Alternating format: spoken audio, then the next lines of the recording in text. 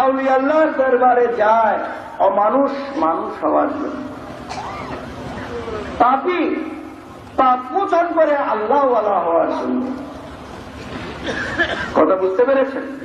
সুতরাং বাতে রসুল গ্রহণ করে আপনি আল্লাহ রসুলের পথে কিভাবে চলতে হবে। যেমন একটু আগে আমি জিজ্ঞেস করেছিলাম যে আপনাদের নামাজ পড়তে বলা হয়েছে না, রোজা রাখতে বলা হয়েছে না, হাজ করতে বলা হয়েছে না, যাকাত দিতে বলা হয়েছে না, বাপ মার খেদমত করতে বলা হয়েছে না, বলা হয়েছে কি হয় নাই? হয়েছে। তাইলে মন্দ কাজ থেকে বিরত থাকতে হবে, আল্লাহর বন্দেগী ইবাদত বন্দেগী করতে হবে, হক হালাল জীবন ব্যবস্থা গঠন করতে হবে। কি বলেন? এইটাই তো মুরিদের শিক্ষা নাকি? তাহলে কি হবে? মুর্শিদ যখন আপনার চলার মধ্যে খুশি হয়ে যাবে তখন আপনাকে কি করতে হবে? আপনি ফানাফি শায়েখের মোকামে চলে যাবেন।